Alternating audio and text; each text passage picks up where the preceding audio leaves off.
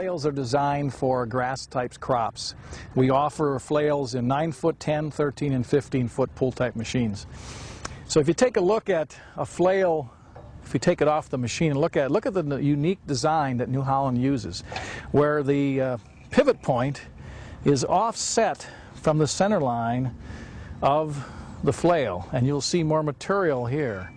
This unique design allows the flail to fly at a relaxed angle and put more crop-on-crop pressure for better conditioning, as well as release the crop better when it comes to getting out of the machine and not carrying back around with the rotor.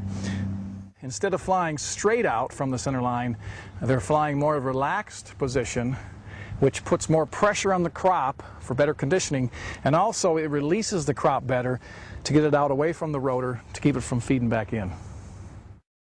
Another thing that adds to crop-on-crop pressure or conditioning would be the hood, which is adjustable up and down. And in severe conditions where you need more conditioning, you would then put in a dimple liner to hold it back more and impede it. One of the adjustments on the flail machine is to adjust how easy the crop can flow through the machine. There's an adjustable hood right above the flail rotor that if you close it down, it restricts the crop and gives you more conditioning.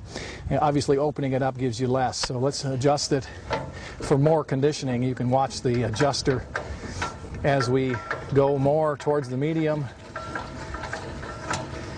towards the maximum conditioning level, basically holding the crop back so we got more crop-on-crop rubbing action, which removes part of the waxy cuticle surface, which drives the stems down to match up with the fast-drying leaves.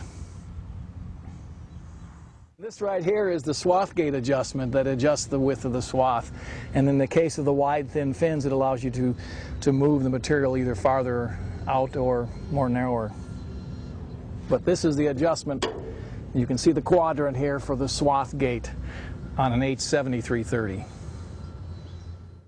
Crop you're harvesting, you're over conditioning, and you've made adjustments to the hood above the flail rotor, then really your next option for a legume type crop or any kind of crop that you're over conditioning is to take and change this smaller diameter sheave which runs this flail rotor at 1000 RPM and put a larger diameter sheave here, a new belt, and then run it at 718 RPMs, which makes it much less aggressive in conditioning.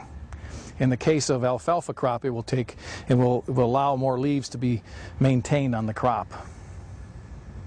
But again, we set all H7000 disc bind more conditioners. We set them from the factory at the 1000 RPM setting, the high-speed setting, assuming that they go into grass-type crops, because flails should be used for a grass-type crop and rolls should be used in legumes.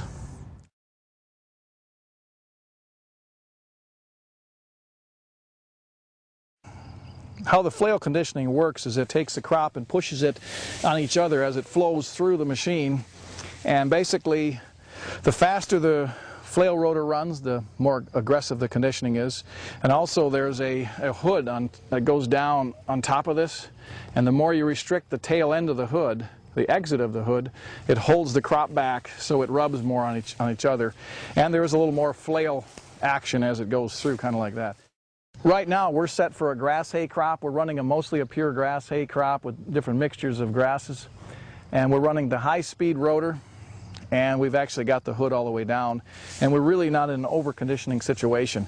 I believe that if you were in an alfalfa crop, well, I know that if you were in an alfalfa crop, you would be definitely over-conditioning with a full-speed, high-speed, 1000 RPM rotor, and the top hood all the way closed down.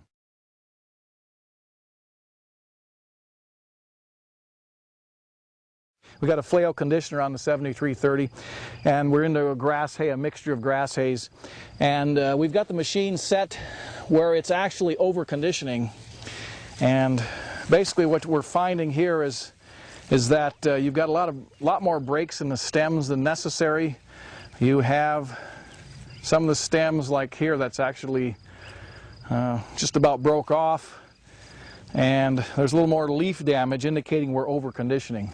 What you need to do is open up your hood to relax or let the crop come through easier, and therefore it will not over-condition like this and cause a feed value. Because if you look at some of these leaves, there's a little bit of clover in here. You can see their leaves are nearly disintegrated, and some of the leaves are scarred with black spots, which indicate that we're going to lose them when they dry, like this one here.